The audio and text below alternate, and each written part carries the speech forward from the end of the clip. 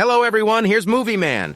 Today we're reviewing the new series Sweet Tooth. Meet the main character, a toddler who finds himself at the edge of the world, or rather in Yellowstone National Park with his daddy. Here comes the happy Dr. Aditya Singh in his usual rush to work, but makes sure to kiss his beloved wife Ronnie before he leaves. He finds a kind word for everyone in the hospital, but one day the doctor's smile fades. The patient is too serious, and so comes chlamydia, a disease from the H5G9 virus, the deadliest virus of our age. The ominous symptom, a tiny tremor in the little finger, almost always means death. While Dr. Singh watches his routine crumble, the young father says goodbye to the past and takes his son further and further into the forest. The ailment does not spare Ronnie either.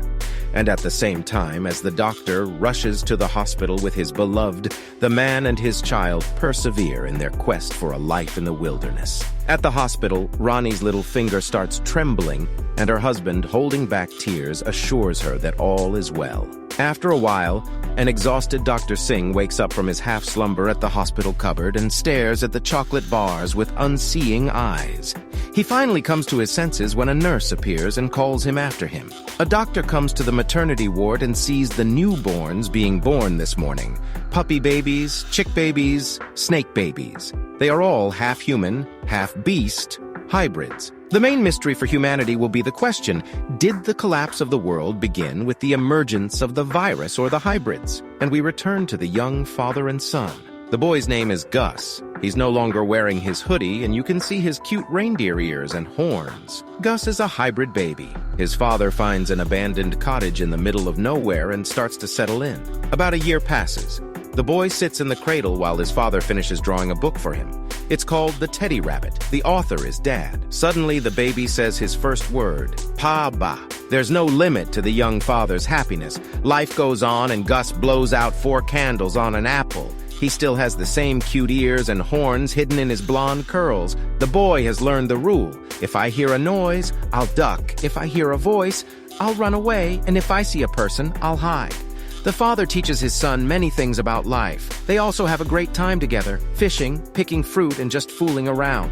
One day a plane flies over the forest, and the father explains to his son that it is such a big bird, but the bird has brought with it leaflets about a sanctuary for hybrids. There they are promised food, shelter, and safety. The father crumples up the leaflets and throws them into the fire. For his 7th birthday, Gus gets a stuffed toy, a dog. His father had to do a lot of work on it. Gus calls his new friend very aptly, Dog.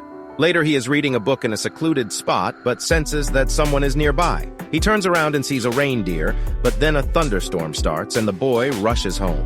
He and his father are having fun in the rain, both of them kids, but then Gus gets serious and asks his father to tell him more about the past. Paba describes the former world to her son as a world of unkind, greedy, and selfish people. Nature decided to get rid of them with Chloe and wiped out a great many of them. And then she created a miracle. Hybrids who became feared. Survivors of the special people disliked them, and nature sent fires to Earth. The fires still burn to this day, but somewhere among them bad people still roam. After this story, Gus tells Paba that he saw his mother today, but without her horns. And the father is forced to say it wasn't her because Gus's mother no longer exists. At night, the man takes a picture out of the chest and looks at it tenderly, then buries the chest in the ground. On his 9th birthday, Gus receives a slingshot as a present and cleverly puts it to work. A little later, he notices that there are deer tracks on the ground and follows his mother, he is sure. The boy finds himself at the net fence of the nature reserve, and despite his father's warnings, takes a step outside. He is mesmerized by the view, but then Paba finds him. The man is both angry and desperate. How can he keep his son safe if he cannot trust him? But then, the familiar world falters even more. A man's voice in the vicinity of their house calls out for Sarah. A father with a shotgun comes out to meet a stranger and asks him to leave as soon as possible. The man explains that he is looking for his sister and says that things are very bad in the world right now. No laws, no rules. Everything collapsed when the internet disappeared. People are fighting for leftovers. The sickness hasn't disappeared altogether, but there's a lull now. The stranger's convinced hybrids brought the disease into the world. Gus listens to the conversation lurking next to his father, but accidentally gives himself away. Distracted by the crunching of branches, Paba loses sight of the stranger and then discovers that he has marked their territory with pink ribbons. He orders his son to hide in the house and runs off to catch up with the stranger. While Paba is away, a fawn quietly creeps into the house and Gus quietly calls her mom. But then the shouting outside scares her and she runs away. Paba returns in the evening and assures Gus that he has nothing more to fear, but he himself is very ill and faints. Paba has begun to have a fever. In the morning, he tells his son that his mother's name was Bird, and she would have been very proud of him, and reminds the boy of the rule. When I hear a noise, I jump. Paba confesses that for 9 years he has been the happiest father in the world, and then asks his son to make breakfast. The boy runs off to get duck eggs, and when he returns, he finds his father dead. He clutches a key in his hand. By winter 10, Gus has to become the rightful owner of the house. The boy does a lot of non-baby stuff, but is still a child. Not only does his beautiful antlers grow, but also his imagination.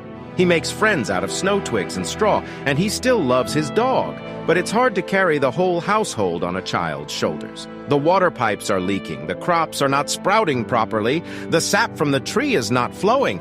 Tired of fighting on all fronts, Gus becomes enraged and burns his straw friends. Even the beloved dog is sent to the fire, and smoke billows up into the sky. A repentant Gus pulls the hound out of the fire but does not know how to fix it. Suddenly the boy discovers a map left by Paba and finds a chest buried by him. Without regret, the boy throws away the money, payment cards, and a bunch of keys, but can't take his eyes off the picture of the woman with the caption, Colorado. The trunk also contains a copy of a leaflet about a shelter for hybrids. Gus packs his bags and sets sail for Colorado for the Bird Woman. His first ever adventure begins. At the fence of a nature reserve, he finds something strange on the ground, a chocolate bar.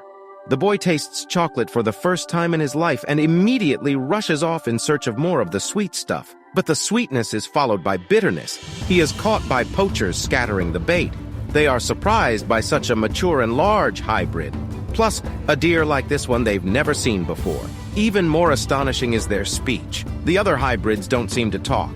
As the bandits decide to turn in their rare prey to the lab or take it to the Orient, they are shot by a large man who immediately makes it clear better not to stand in the way. Gus scurries back home, but the big guy comes there after him.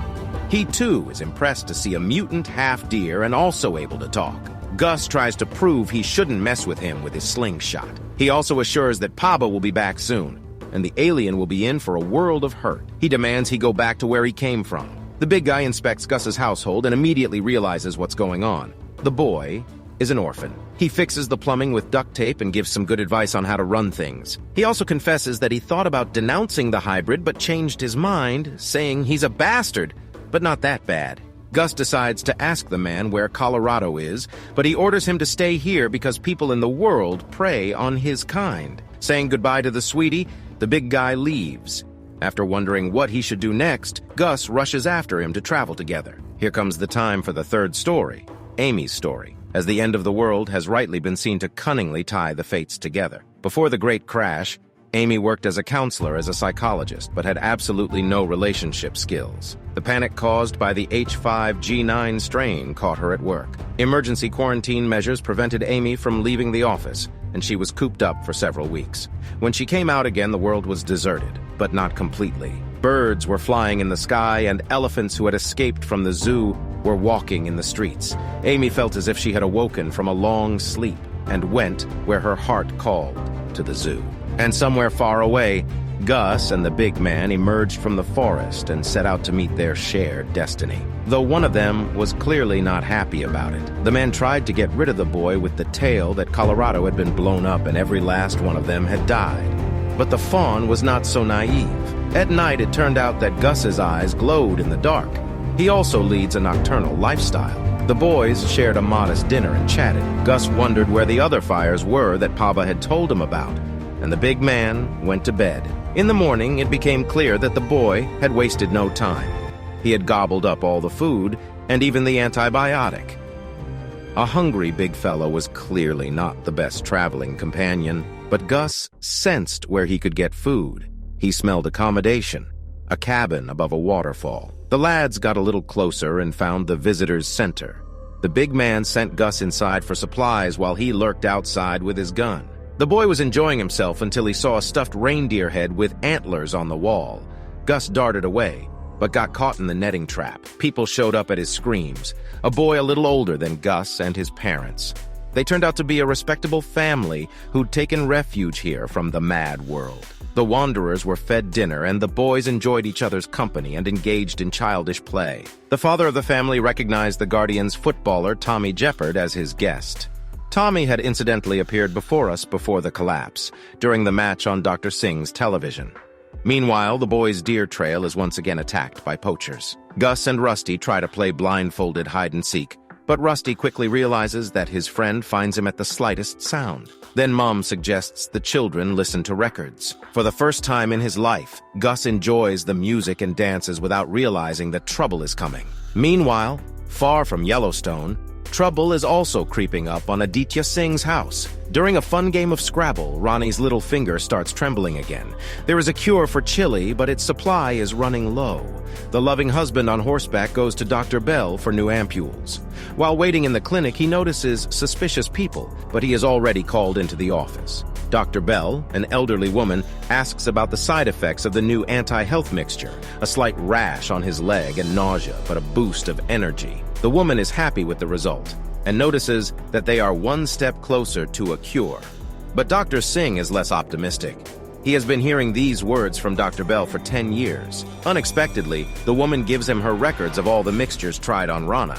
She confesses that she has terminal cancer, and now it is up to Dr. Singh to invent a cure for his beloved wife. At home, Ronnie is even happy that her health is now in her husband's hands, but she sees how depressed he is and realizes that it's not that simple. It turns out that for a cure, Dr. Bell has had to do terrible things that contradict everything the couple believe in. Ronnie opens the notes and is horrified. Meanwhile, big man Tommy fills a bag with supplies in the middle of the night and is about to disappear without being seen. He is caught by the mother of the Buff family and tries to find out what he is up to. To hurt her family? She has seen the mark on the man's body and knows he was the killer. But Tommy just needs food. And as for Gus, he saved him, and this family can take much better care of him. Buff can't deny love to the child and promises to talk to her husband about it. Then she goes to the nursery where Rusty and Gus are already in bed and chatting before going to bed. Rusty tells his friend that he once saw a hybrid baby, a rat girl, but she couldn't talk. Gus asks Rusty about the bonfires that are supposed to be around the world, but he just notes that Gus is a super weird dude. Buff affectionately wishes the boys goodnight and kisses her son and gives Gus the dog she fixed. The boy can finally imagine what it means to have a mother. He tries to sleep but gives up and goes exploring the house. So he discovers that the big man is sneaking out. This hurts the boy, but things take a turn for the worse. The house is surrounded by poachers, 5 at least, demanding the hybrid. Tommy has to defend the hospitable house. He fights outside, but the boy is already approached by one of the thugs in the house. Gus shoots him with a slingshot, but it is not that. It is a deer with thick antlers that suddenly appears behind the child. The poacher gets a glimpse of Tommy and deservedly dies. In the morning, the embarrassed couple explain that they can't take Gus in. It's too risky. Rusty helps his friend pack for the journey and apologizes for calling him strange, while Gus apologizes for the pile of dead people. Tommy and his young companion board the cable car, say goodbye to the friendly family, and move on. The boy doesn't look at the big man and says he doesn't have to help him if he doesn't want to. And Tommy decides to take him to the nearest town and call it a day.